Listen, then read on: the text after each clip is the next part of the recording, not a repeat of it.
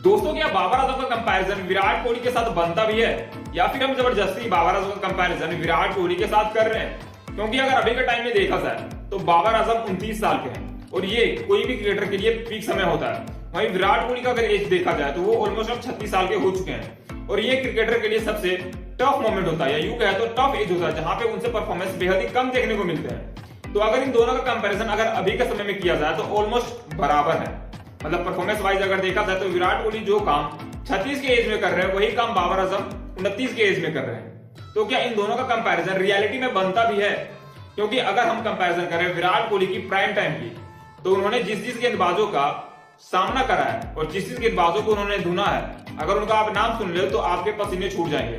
मतलब विराट कोहली ने कभी भी हल्के गेंदबाजों का सामना अपने पीक टाइम में नहीं करा है और विराट कोहली ने कभी भी छोटी टीमों के अगेंस्ट मैचेस नहीं खेले हैं। अभी के टाइम में भी अगर आप देखो तो विराट कोहली छोटो टीमों को अवॉइड करते हैं और उनके सामने वो खेलने जाते ही नहीं है। चाहे जिम्बाब्वे की टीम हो, आयरलैंड की टीम हो, अफगानिस्तान की टीम हो, यहाँ तक कि वो श्रीलंका की टीम के साथ भी अब मैचेस बहुत ही कम खेलते हैं। हालांकि पिछला ओडीआई सीरीज उन्होंने जरूर खेला था। हालांकि वो अब छोटी टीमों को काफी ज्यादा अवॉइड करते हैं। और आपने एक चीज नोटिस करा होगा कि पिछले 5 सालों से विराट कोहली ने बेहद ही कम मैचेस खेले हैं। इसके बाद भी बाबर आजम विराट कोहली को बीट नहीं कर पाए, जबकि 19 से 22 शायद विराट कोहली के सबसे करियर का सबसे खराब फेज था और वहां पे भी बाबर आजम ने विराट कोहली को बीट नहीं किया। तो आप इस बात से अंदाजा लगा सकते हो कि क्या सच में इन दोनों के बीच कंपैरिजन बनता है? क्योंकि विराट कोहली की अगर प्राइम टाइम की बात करें तो उन्होंने Brett Lee, Malinga, Mitchell Johnson, Mitchell star, Trent Boult, James Anderson, Kagiso Rabada जैसे गेंदबाजों की धुनाई की है। तो आप समझ सकते हो कि विराट कोहली ने अपने करियर में किन किन गेंदबाजों की धुनाई करी है।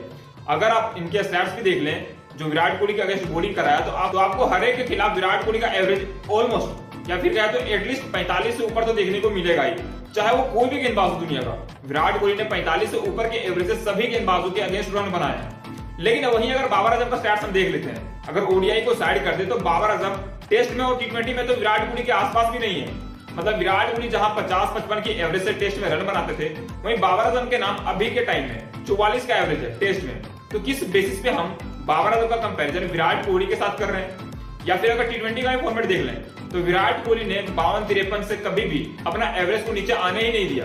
हालांकि वो टी20 वर्ल्ड कप 2024 थोड़ा सा खराब चल गया, जिसके कारण उनका एवरेज 50 से थोड़ा सा नीचे गया है। लेकिन अगर वहीं बाबर आजम का एवरेज देखें तो 44 के आसपास है, 44 भी शायद नहीं है। तो आप समझ सकते हो कि बाबर आजम का कंपैरिजन हम जबरदस्ती ही विराट कोहली के साथ कर रहे हैं। वहीं अगर बाबर आजम की पीक मोमेंट की बात करें या फिर क्या तो पीक टाइम की बात करें तो अभी ही है जहां पे उनसे बांग्लादेश के खिलाफ तक रन नहीं बन रहे हैं। अभी जो सीरीज चल रही है बांग्लादेश और पाकिस्तान के बीच, अगर इसी सीरीज की बात करें तो बाबर आजम के नाम जो हमें रन देखने को मिले हैं, पहले मैच की पहले इनिंग में 0, दूसरे इनिंग में 22 रन और दूसरे मैच की पहली इनिंग में लगभग 30 रन बनाए हैं। तो आप समझ लीजिए कि बांग्लादेश के खिलाफ भी बाबर आजम के रन नहीं बन रहे हैं। तो भाई साहब किस बेसिस पे हम बाबर आजम का कंपैरिजन विराट कोहली के साथ कर रहे हैं? और ये वही विराट कोहली है जो कि ऑस्ट्रेलिया में जाके 50-60 के एवरेज से रन बनाए हैं। ये वही विराट कोहली है जिन्होंने इंग्लैंड में जाके 60 के एवरेज से रन बनाए।